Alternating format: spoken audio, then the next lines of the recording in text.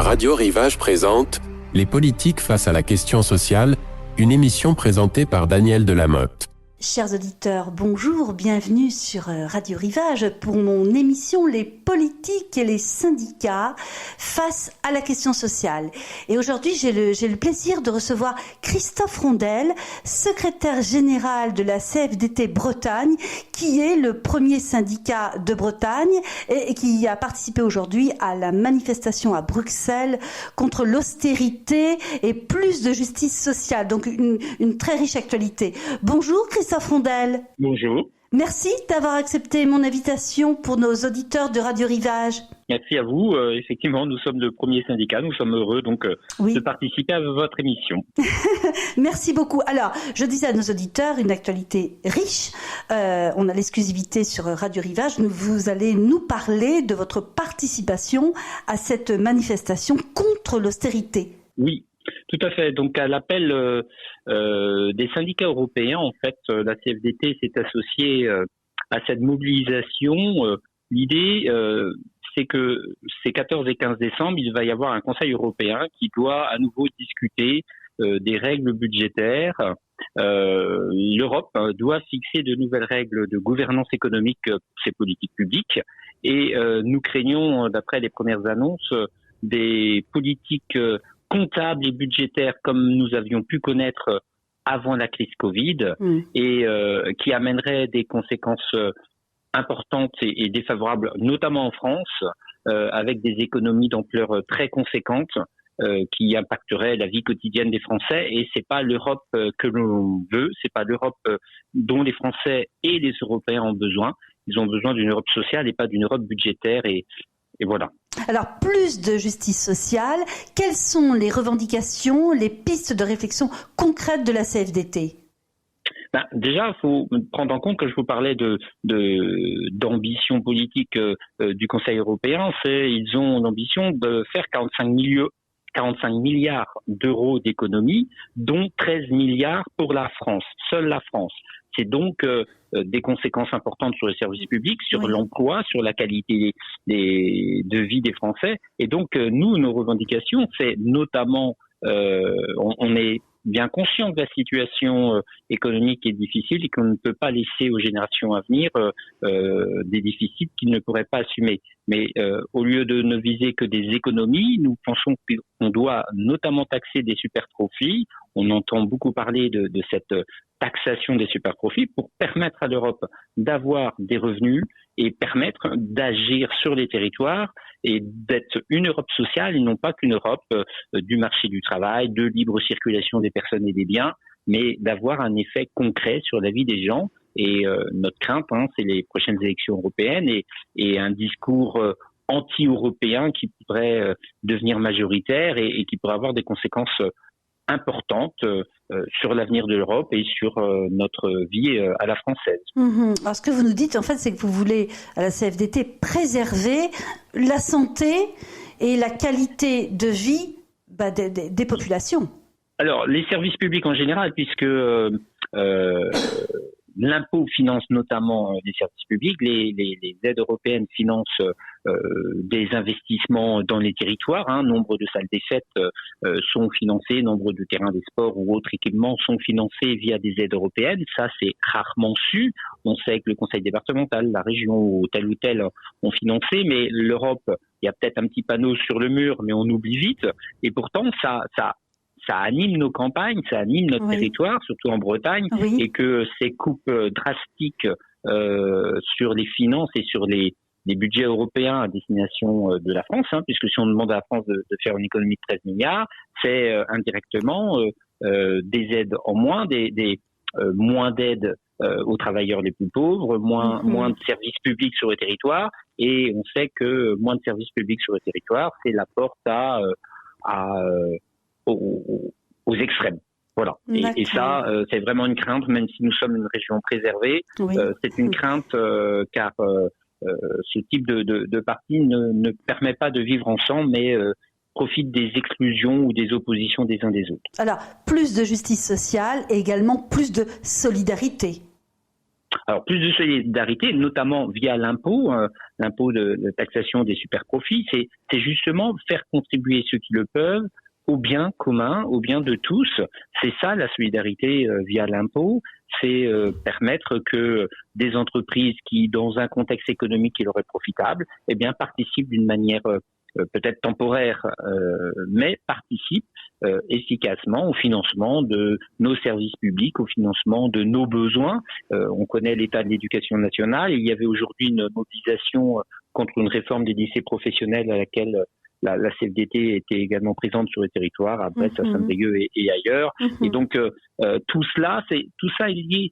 Si on veut une meilleure société, il faut des services publics, il faut du dialogue social. Ça, c'est notre marque de fabrique. En tout cas, on ne peut pas être sur des lignes budgétaires strictes qui ne tiennent pas compte des réalités et de la situation économique de la France. Dans ces lignes directrices européennes, la France est particulièrement impactée. Et donc, nous, ce que l'on porte, c'est qu'il puisse y avoir des mesures spécifiques en France, en Italie également, et en Belgique, qui sont 3 pays particulièrement impactés, et des mesures de retour à l'équilibre budgétaire différentes de l'Allemagne ou de d'autres pays européens qui n'ont pas les mêmes services publics, la même protection sociale que nous. Oui, il y a des particularités. Alors, vous avez passé la journée, Christophe Rondel, à Bruxelles, vous avez manifesté, raconté à nos auditeurs cette journée très importante et pleine d'enjeux. Alors, tout départ, en fait, la CFDT avait mobilisé, donc étant donné le lieu à Bruxelles, avait mobilisé ses adhérents du nord de la France, des Hauts-de-France, mais aussi du Grand Est et de l'Île-de-France, les régions les plus en proximité, et puis les responsables syndicaux de toute la France étaient amenés à participer. Et donc, il y a eu un discours unitaire des principales organisations syndicales européennes, dont l'ETUI qui regroupe la CSE regroupe les organisations syndicales européennes. Et donc ce discours, quels que soient les pays, portait le même sens. C'est attention à faire une Europe budgétaire, une Europe contre les Européens, et les Européens, dès lors, aux prochaines élections, voteront contre l'Europe. Alors que l'Europe a besoin d'être sociale, a besoin de concret auprès des travailleuses, d'être concrète auprès des travailleuses et des travailleurs. Donc parmi les intervenantes, il y avait bien sûr Marie-Lise Léon, notre secrétaire générale confédérale, puisque nous sommes la première organisation syndicale en Bretagne, mais également en France, qui est intervenue au micro à côté des Belges, des Italiens et de la présidente des syndicats européens. Voilà. Donc beaucoup de rencontres, beaucoup d'échanges. Alors de rencontres, effectivement, se rendre compte aussi de réalités malgré les territoires ou les pays différents, on porte le même sens de l'intérêt commun et l'intérêt de tenir compte de ce que vivent les Européens. L'Europe, ça ne doit pas être que l'Europe des marchés ou la libre, comme j'ai dit, libre circulation des personnes et des biens. C'est aussi une Europe qui doit être une Europe sociale. Au concret, que les Européens et les Européennes se rendent compte de tout l'intérêt qu'ils ont à avoir l'Europe que l'on a aujourd'hui, qui doit progresser vers l'Europe sociale. Alors, c'est des grands mots, mais c'est, par exemple, au cours du mandat précédent, il y a eu un règlement sur le SMIC européen. Eh bien ça, c'est éviter le dumping social entre pays européens. Il y a d'autres actions qui permettent de voir qu'on peut aller vers plus d'Europe sociale si les politiques s'engagent et prennent cette direction. La voie là post-Covid est de resserrer les boulons, de resserrer de refermer tous les financements qui vont au soutien des plus pauvres, au soutien des services publics, et c'est une crainte pour nous d'avoir des conséquences dans les territoires. On va dire que peut-être qu'à Rennes ou Brest ou Vannes, on s'en apercevra pas, quoique on voit bien que les urgences, services de santé, les urgences sont impactées, mais plus loin à l'extérieur, dans les plus petites communes, moins de services publics, eh bien on voit tout de suite ce que c'est. C'est une école qui ferme, c'est des horaires des impôts qui sont restreints, c'est des déplacements importants, c'est plus de démarches à faire par Internet, alors qu'on sait que l'électronisme, c'est-à-dire la difficulté d'utiliser les moyens numériques pour réaliser les démarches du quotidien, c'est une réalité. Donc c'est ça, c'est tenir compte de la réalité du vécu des Européennes et des Européens, des travailleuses et des travailleurs, et notamment des Bretons. C'était ma participation, porter le message des Bretons à cette mobilisation. Alors, une participation où vous mettez beaucoup de vous-même, Christophe Rondel, car pour vous, la proximité avec les salariés, c'est très important. Effectivement, et c'est ce qui fait notre force. Pourquoi nous sommes plus nombreux comme adhérents, c'est parce qu'on écoute, notre démarche, c'est de construire des revendications à partir des besoins des travailleuses et des travailleurs. Ce n'est pas de descendre des objectifs syndicaux ou des revendications syndicales qui nous viennent de Paris ou d'ailleurs, les construire au plus près dans les entreprises. Et dès lors qu'on porte la parole des travailleuses et des travailleurs, qu'on a réuni entre adhérents, qu'on a essayé, nous, notre marque de fabrique aussi, c'est d'être le syndicat de tous les travailleuses et tous les travailleurs, quel que soit leur statut, du public, du privé, qu'ils soient contractuels ou titulaires, qu'ils soient au premier poste, aux premiers emplois de l'entreprise ou qu'ils soient cadres dirigeants. Nous regroupons l'ensemble des travailleuses et des travailleurs et ça crée une cohérence dans nos revendications, puisqu'on sait qu'une entreprise, eh bien, elle ne va pas fonctionner s'il n'y a pas l'assistant d'accueil qui reçoit les appels de téléphone ou trie le courrier, et que cette personne est tout aussi importante parce que c'est souvent le premier contact que le cadre dirigeant qui est aussi important et qui peut adhérer à la CFDT également. Alors, on le disait, premier syndicat de Bretagne, et aussi parmi les secteurs très représentés à la CFDT, c'est le secteur médico-social. Oui.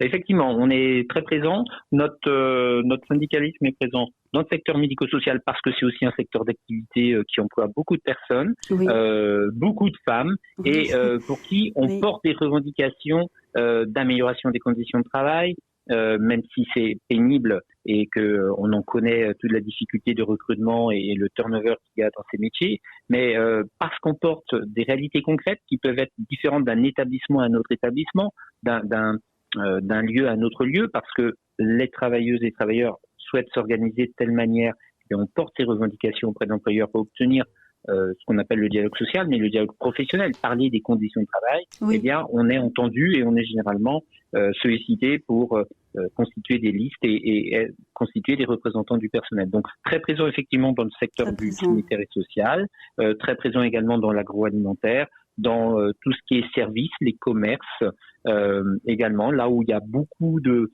salariés de petites entreprises, des salariés de la propreté qui sont isolés et qui ont besoin de collectifs, qui ont besoin de renseignements. On est également très présent dans la métallurgie ou d'autres secteurs professionnels. Voilà. Donc, on est implanté. Notre particularité, par exemple, à la CFDT Bretagne, c'est qu'on a 60% d'adhérents du privé. C'est une particularité parmi le syndicalisme en Bretagne. Beaucoup d'autres syndicats sont plus implantés dans le public que dans le privé. Nous, on est plus implantés dans le privé que dans le public. Alors, très proche des secteurs notamment médico-social, on vient d'en parler, et qui ont été les métiers essentiels pendant le Covid et qui se sentent un peu délaissés depuis la fin de la pandémie. Qu'en pensez-vous, Christophe Rondel ? Alors, les secteurs effectivement du sanitaire et social, mais j'oublie pas non plus, et c'est pour ça que j'en ai parlé, l'agroalimentaire, parce que si on a pu manger, si on a pu se soigner, si on a pu être soigné, si on a pu sauver des vies, c'est bien parce que les secteurs sanitaires et sociaux ont été engagés pendant la période Covid. Si on a pu manger, c'est bien parce que le secteur de l'agroalimentaire a fonctionné pendant la période Covid. Et si, pour certains, on a pu retravailler pendant une certaine période, c'est parce que les salariés de la propreté étaient là pour opérer des désinfections de bâtiments régulièrement. Et donc, tous ces salariés invisibles, on s'est aperçu qu'ils étaient effectivement essentiels au fonctionnement de l'économie, puisque c'est les seuls qui ont dû travailler pendant qu'une autre partie pouvait ne pas travailler et se trouver en activité partielle. Et donc, nos revendications, elles sont d'abord salariales, la reconnaissance, et elles sont aussi sur la formation et la reconnaissance professionnelle. Permettre, reconnaître qu'ils sont essentiels et leur permettre par la formation d'évoluer dans les métiers et d'organiser leur travail dans le respect des conciliations des temps. Et effectivement, on est dans un cycle aujourd'hui où, notamment dans le secteur sanitaire et social, les conditions sont devenues tellement pénibles en Bretagne comme ailleurs que les gens quittent le secteur et il est peu attractif. Nous, c'est de dire, il y a de quoi faire. Ce sont des métiers nobles, ce sont des métiers peu connus. Souvent, alors on connaît peut-être l'hôpital, mais on connaît rarement les EHPAD tant qu'on n'y a pas ses parents ou ses grands-parents dans les EHPAD. Et donc, les gens, petit à petit, découvrent ce qui se passe derrière les murs et se rendent compte que, effectivement, ce sont des métiers en tension.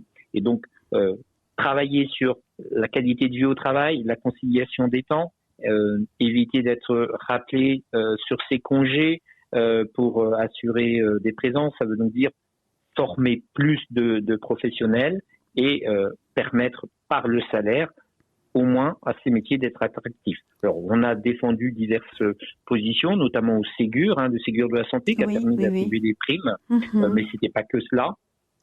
Nous, on a tenté aussi de revendiquer ce Ségur de la santé pour des métiers qui avaient été encore oubliés et on n'a pas été suivi par 2 organisations syndicales. Donc, c'est un travail qui est toujours un tien vaut mieux que 2, tu l'auras. On marche par cran. Chaque cran est un acquis et les acquis sont rarement remis en cause, notamment dans ces milieux professionnels. Donc, voilà, nos revendications, c'est les salaires, les conditions de travail et la conciliation des temps, vie personnelle, vie professionnelle. D'accord. Alors, je voudrais vous questionner sur l'emploi, notamment des seniors dont on parle beaucoup. La réforme aussi présente et à venir des indemnités chômage. Qu'en pensez-vous de l'emploi des seniors ? Est-ce qu'on peut concilier le plein emploi avec un travail intéressant pour les seniors et supportable à un âge peut-être où on envisage davantage, de travailler à mi-temps ou de cesser de travailler ? Qu'en pensez-vous ? Alors, la question de la qualité de vie au travail, elle se pose qu'on soit en plein emploi ou pas en plein emploi. C'est pas parce qu'on sera en situation de chômage que... excusez-moi, je parlais de plein emploi qui était vraiment quelque chose qui revenait dans la bouche du gouvernement en disant il faut le plein emploi. Tout à fait. mais effectivement, donc la qualité de vie au travail est essentielle, quelle que soit la situation économique du pays. Et effectivement, il est inutile de rechercher le plein emploi si c'est pour avoir des emplois à faible rémunération ou on connaît les emplois allemands qui ont à une certaine époque maintenaient des travailleurs pauvres, mais aujourd'hui en France aussi. Oui. Le plein emploi, c'est quoi ? C'est avoir peu de chômage, mais si on a en face des travailleurs pauvres, on n'aura rien réglé socialement de la situation, hormis d'avoir une situation économique améliorée, mais une situation économique améliorée qui ne permet pas aux travailleuses et aux travailleurs de vivre de leur travail ne tiendra pas. Cette situation économique, à un moment donné, elle ira dans le mur. Donc, le plein emploi, notamment des seniors, doit tenir compte effectivement, éventuellement d'une dégressivité du temps de travail au fur et à mesure que l'on approche de la retraite. Alors, il y a plusieurs dispositifs qui existent pour permettre cette dégressivité, mais et puis, lorsqu'on entend de plein emploi des seniors, il faut, avant de parler des seniors, parler dès le milieu de carrière de qu'est-ce qu'on fait en milieu de carrière. La fin de carrière se gère bien en amont des 55 ou 58 ans. La fin de carrière, il faut en parler dès les 40-45 ans. Et la CFDT revendique, après 20-25 ans de carrière professionnelle, donc aux alentours des 45 à peu près, 45 ans, qu'il y ait un rendez-vous de carrière auprès d'un professionnel sur le temps de travail, financé par éventuellement le compte personnel de formation, qui permet de faire un point sur quelles ont été les formations que j'ai suivies depuis 20 ans, quelle est mon employabilité, quelles pourraient être mes perspectives dans les 20 prochaines années de fin de carrière, justement, enfin ma deuxième partie de carrière. En fait, la fin de carrière se joue dès la moitié de sa carrière. Et donc, ce bilan permettrait une sorte de rendez-vous perspective professionnelle, de se dire, bien, si je veux me réorienter, il est encore temps pour moi de me réorienter en réalisant des formations, en évoluant dans l'entreprise, en évoluant à l'extérieur de l'entreprise ou de l'administration, parce que ça doit concerner le public et le privé. Et donc, on doit mettre en œuvre, c'est-à-dire le travailleur ou la travailleuse doit mettre en œuvre des mesures qui va lui permettre de ne pas arriver à 58 ans en situation d'être en invalidité, en incapacité professionnelle. Donc, par une réorientation professionnelle, mais ça doit être accompagné. Ce n'est pas un guichet via Internet où on va aller consulter son CPF et choisir des formations. Ça doit être accompagné pour être expliqué, pour être mûri par les salariés, pour leur permettre de faire un choix à un moment donné où ils sont à mi-carrière. Et donc, le plein emploi, oui, pour les seniors, ça se prépare en amont. Alors, et lorsqu'on arrive... Oui, allez-y, je vous en prie. Et lorsqu'on arrive en fin de carrière, eh bien, on doit mettre en place éventuellement des dispositifs qui permettent de travailler moins, éventuellement de maintenir un niveau de cotisation élevé pour continuer à créer des droits sociaux, mais éventuellement travailler moins avec un niveau de salaire qui peut évoluer dès lors que on maintient des cotisations sociales qui permettra de continuer à créer des droits à la retraite à taux plein, par exemple. Ça, c'est une possibilité. Voilà. Il y a diverses mesures qui peuvent accompagner l'emploi des seniors et surtout, on ne doit pas les raisonner globalement parce que l'emploi des seniors dans des métiers administratifs n'est pas du tout la même chose que l'emploi des seniors, on en parlait dans le sanitaire et social, dans le bâtiment, dans l'agroalimentaire. Ce sont des taux... alors, il faut éviter tout au long de la carrière de l'usure professionnelle et donc éviter des gestes répétitifs qui cassent les salariés. Le taux d'accidentologie est le plus élevé, c'est dans l'aide à domicile. Ce n'est pas forcément le métier que l'on imagine, eh bien c'est celui-là qui est quasiment le plus dangereux. Eh bien on doit éviter cela. Il faut savoir aussi que l'employeur a une grande responsabilité. En France, nous sommes l'un des pays européens où le taux d'accident du travail et de maladie professionnelle est le plus élevé. Alors comment maintenir l'emploi des seniors si on a un taux d'accidentologie plus élevé que le reste de l'Europe? C'est qu'il y a à la base des problèmes de qualité de vie au travail, de conditions de travail et de sécurité au travail. Et donc là, l'employeur a une grande responsabilité. Comme l'emploi aujourd'hui des seniors, les employeurs ont aussi une grande responsabilité. On connaît les discriminations à l'embauche des personnes de plus de 55 ans parce que on va les croire moins adaptables, on va les croire moins agiles que des personnes plus jeunes. Et donc, tout cela, il faut considérer globalement dans la société qu'un travailleur, qu'il soit jeune, peu expérimenté ou âgé, très expérimenté, chacun a sa plus-value à apporter dans l'entreprise.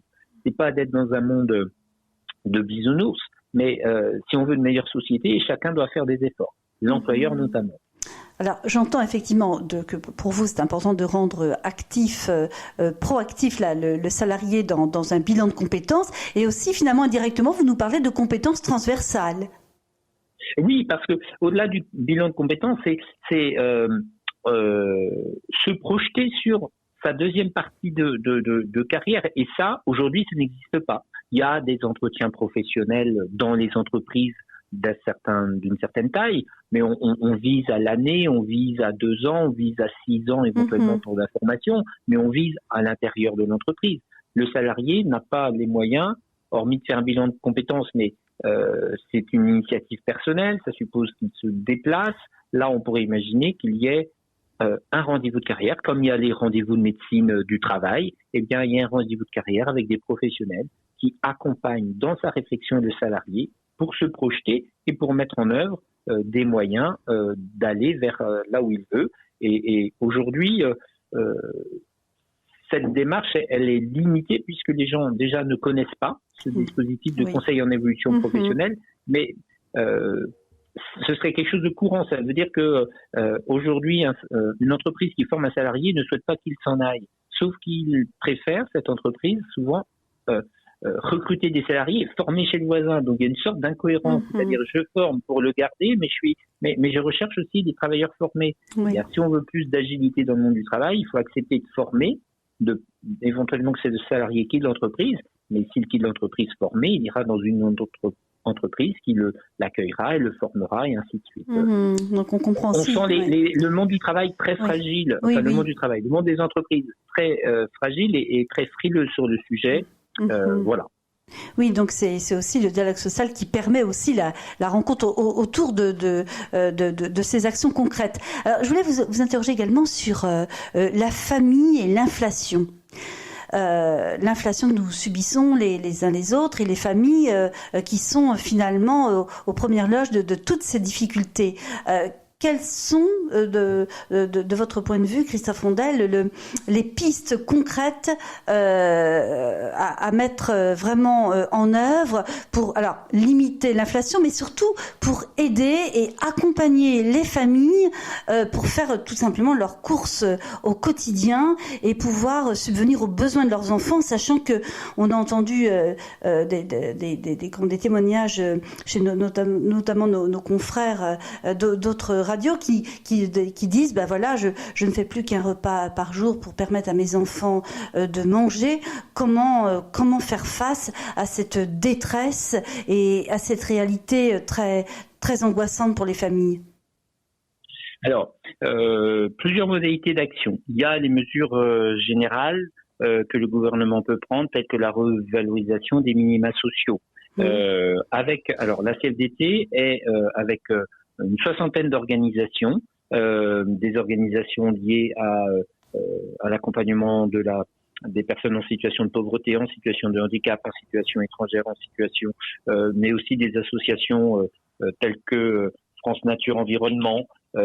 Donc, est dans un collectif qui s'appelle le Pacte de pouvoir de vivre. Le Pacte de pouvoir de vivre porte une revendication depuis de nombreuses années qui est la revalorisation des minima sociaux. Déjà, c'est une première chose. Ensuite, l'amélioration du niveau de vie des personnes, au-delà des minima sociaux, c'est l'amélioration des salaires dans les entreprises. Et là aussi, les employeurs ont une responsabilité. On ne peut pas rémunérer le travail à coup de primes pouvoir d'achat ou primes Macron, selon comment elles sont appelées. Il doit y avoir du salaire, sonnant et trébuchant, acquis, pérenne, pour que les salariés puissent se projeter et puissent aller voir la banque ou aller voir des prêteurs pour leur dire voilà mon salaire, voilà ce que je gagne, voilà ce qui est pérenne et voilà ce qui est stable. Donc la négociation des salaires dans les entreprises est très importante. Il y a aussi une autre situation que l'on revendique nous à la CFDT, c'est ça rentre un peu dans une mécanique complexe éventuellement, mais c'est la revalorisation non pas simplement des grilles de salaire. Là on voit que le SMIC augmente et que les salaires n'augmentent pas, donc il y a les grilles de salaire à revoir globalement, mais aussi la classification des métiers. Pourquoi les métiers féminins sont particulièrement moins bien payés que les métiers masculins? Donc, il y a toute une classification des métiers à revoir où on peut s'apercevoir qu'un BTS technique va être mieux rémunéré qu'un BTS ou qu'un diplôme équivalent dans le sanitaire et social. Parce que l'un est féminin, l'autre est masculin. Donc, déjà, la renégociation des classifications pour tenir compte des compétences et rémunérer ces compétences à hauteur de ce qu'elles valent. Et puis également, il y a tout ce qui est un travail au sein des entreprises et des administrations sur les temps partiels. Parce qu'effectivement, on parlait de plein emploi, mais plein emploi, ça veut dire plein emploi à temps plein ou plein emploi à temps partiel subi. Et donc, nombre de familles, parce qu'ils sont à temps partiel subi, eh bien, n'arrive pas au bout du mois avec le compte en situation positive parce que ne gagne pas suffisamment en travaillant trop peu. Et c'est pas par un manque de ne pas vouloir travailler, c'est parce que c'est la réalité. On va demander aux caissières de travailler qu'un temps limité parce que ça permet de les avoir plutôt sur des périodes importantes. Par exemple, moi, en rencontrant des travailleurs dans le textile, dans les magasins de textile, eh bien, nombre de salariés, il y avait la gérante du magasin qui était à 35 heures plus 4 heures supplémentaires, donc 39 heures, la seconde qui était à 32 heures, et tous les autres salariés étaient à 24 heures, pour finalement avoir une présence dans le magasin à minima, les samedis, à quelques horaires particuliers, mais finalement 24 heures par semaine, c'est insuffisant pour vivre. Quand bien même on serait payé au SMIC, mais 24 heures au SMIC, ça fait pas 35 heures. Et donc la question, donc on a dit la revalorisation des minima sociaux, le travail des grilles salariales dans les conventions collectives, que ça s'applique à tous les travailleurs et toutes les travailleuses en France et pas en fonction de la qualité du dialogue social dans l'entreprise, si on a des représentants du personnel ou pas. La question de la revalorisation des classifications pour que les métiers masculins ou féminins soient revalorisés, en tout cas soient valorisés en fonction des compétences et non pas en fonction d'un historique, où les métiers du soin étaient moins valorisés que les métiers plus masculins de production et d'industrie. Et enfin, la question du temps de travail, alors des salaires dans l'entreprise, la négociation des salaires dans l'entreprise et du temps de travail. Il faut travailler à éviter ces temps partiels subis pour permettre à ces familles d'être contraintes par un temps de travail limité, de ne pas pouvoir gagner plus alors qu'elles souhaiteraient travailler plus. Alors, c'est tout cela. Oui. C'est l'organisation des temps de travail. Si une entreprise ne peut pas, on peut entendre qu'une entreprise n'a pas plus de moyens pour embaucher. Mais dans ces cas-là, elle organise des journées de travail pour permettre à cette autre personne d'avoir un deuxième emploi. Et ça, c'est rarement fait. Et la flexibilité, elle est souvent payée par le salarié, elle n'est pas payée par l'entreprise. Sans compter que ça a beaucoup d'enjeux, puisque vous parliez des femmes qui ont un travail, disons, partiel, contraint, et qui sont parfois des mamans solo qui élèvent seules leurs enfants, et avec tout l'impact sur le logement. Déjà, le prix du loyer, et puis comment nourrir ses enfants. Donc, c'est plein d'enjeux, à la fois pour l'éducation et pour la vie au quotidien. Complètement. Et pour le vivre ensemble. Parce le vivre ensemble, oui. Voilà, c'est comment on ne peut pas laisser à côté de soi des gens qui sont en situation de pauvreté à limiter leur repas. Et dans un monde de consommation où si on n'a pas le dernier iPhone ou le dernier téléphone à la mode, eh bien on n'est pas justement à la mode. Il faut casser aussi cette consommation à tout va, revenir à une réalité économique, et c'est bon pour la planète d'éviter une surconsommation. Il est inutile de faire venir des vêtements de Chine ou du Brésil par cargo entier, alors qu'on a de quoi se vêtir déjà et en gardant des vêtements de qualité. Donc tout ça, c'est à repenser, c'est totalement à repenser. Mais là, immédiatement, il y a la possibilité le gouvernement pourrait revaloriser les minima sociaux et les employeurs s'engager dans la revalorisation des salaires. C'est quelque chose c'est leur responsabilité, et s'ils le font pas, on va arriver à ce que les gens se démotivent et on va vouloir réindustrialiser la France, mais sans salariés. Et donc là, se posera une grave question. D'accord. Alors la question sociale, Christophe Rondel, c'est travailler sur le lien. Le lien. Alors alors pour nous, CFDT, c'est important parce que on fonctionne par relation, par lien. C'est en créant une section d'adhérents, ça veut dire une équipe d'adhérents. On crée du lien entre diverses personnes qui ne se connaissent pas forcément dans l'entreprise initialement, qui sont pour les uns dans des postes techniques, pour d'autres dans des postes administratifs, pour un troisième dans un poste d'encadrement. Et donc on les réunit et on crée du lien entre eux parce qu'ils ont le même intérêt professionnel. Et donc on crée ce lien. On crée ce lien aussi avec, je vous ai dit, les partenaires du pacte de pouvoir de vie. Oui. Quand la CFDT discute avec la CIMAD, avec France Nature Environnement, avec la Fondation Abbé Pierre, avec le monde associatif, on s'ouvre des réalités, on s'ouvre des mondes que l'on ne connaît pas particulièrement, et donc on découvre des choses et on apprend par l'autre. Le lien est essentiel, on apprend par l'autre. On est, nous, un syndicalisme d'éducation populaire, c'est par les autres, on apprend, ensemble, on progresse. Et donc, c'est effectivement essentiel, le lien. Alors, Christophe Rondel, vous avez succédé à Lydie Nicole en juin 2022. Comme secrétaire générale. Et donc, est-ce que vous pouvez déjà faire un bilan? Parce qu'il me semble que là, vous êtes vraiment resté très, très militant, très, très proche, en fait, des besoins du terrain. Et je pense que ça correspond vraiment à votre engagement. Alors moi j'occupe ce mandat parce que c'est un mandat électif. Effectivement, j'ai été élu à ce poste puisque Lydie Nicole a été appelée par Laurent Berger et Marie-Lise Léon à rentrer dans l'équipe confédérale qui anime la CFDT.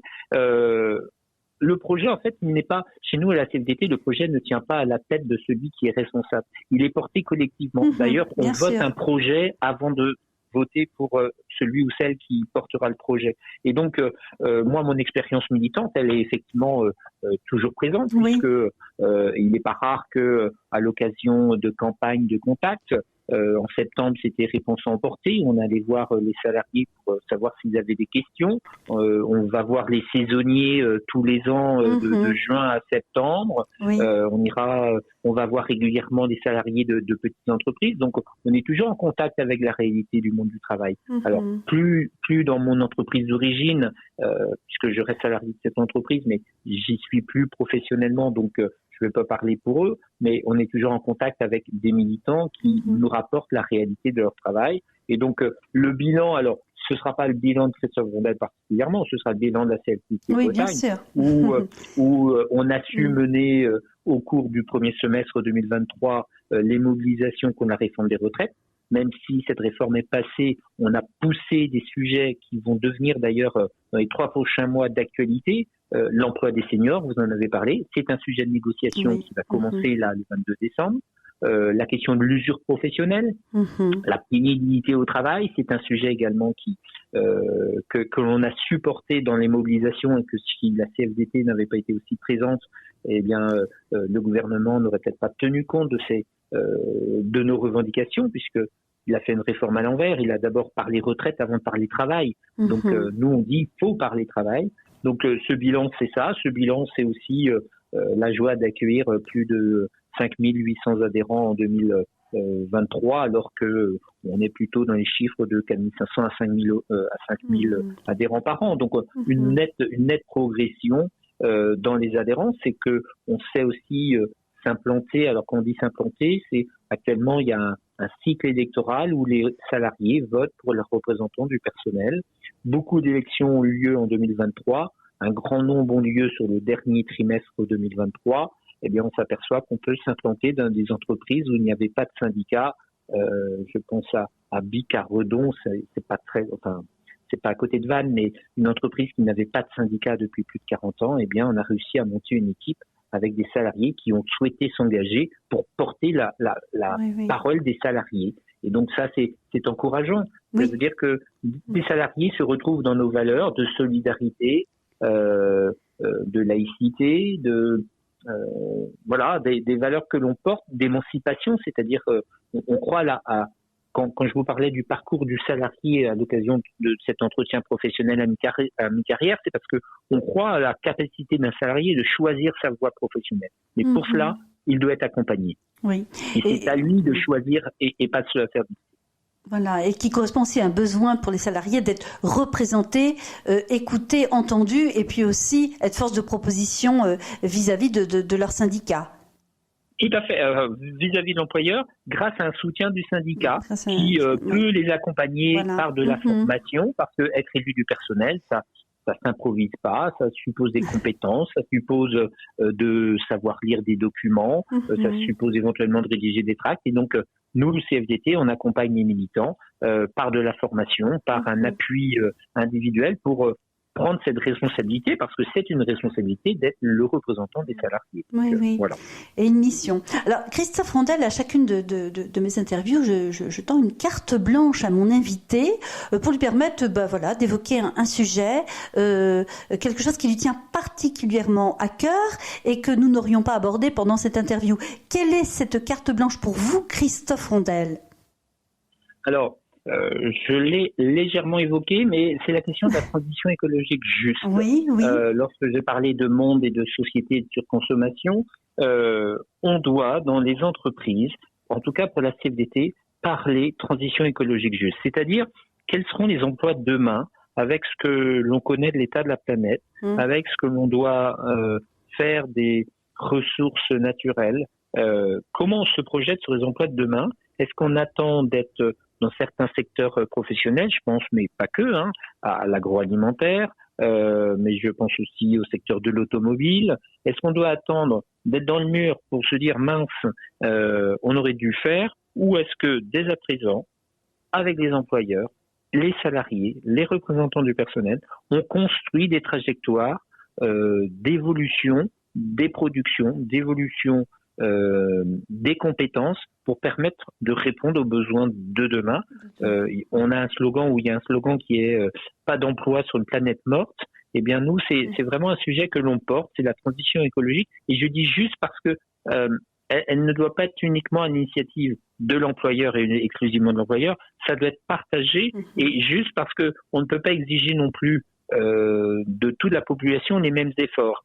Quand déjà on ne peut pas terminer la fin du mois parce qu'on a un faible salaire, eh bien on ne peut pas demander à ces personnes-là de s'équiper de moyens d'économie d'énergie parce qu'ils n'ont même pas les moyens de vivre et de manger et de se loger. Donc juste c'est aider ceux qui ont le plus besoin.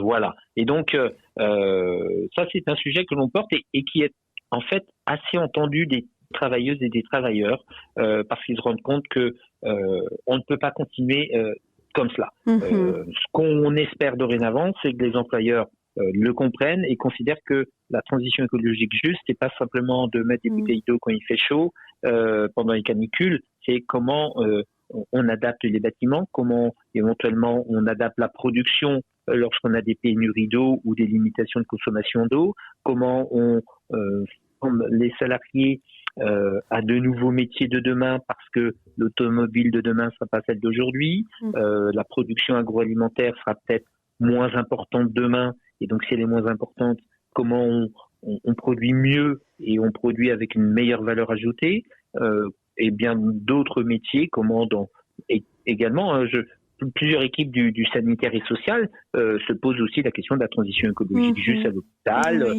les économies qui peuvent être faites à l'occasion, mais pas simplement. C'est pas de peindre en vers quelque chose. Donc voilà, c'est un sujet qui est porté par la CFDT, la transition écologique. Parce que c'est une réalité pour les travailleurs. Une préoccupation collective. Merci beaucoup Christophe Rondel, secrétaire général de la CFDT Bretagne, premier syndicat en Bretagne.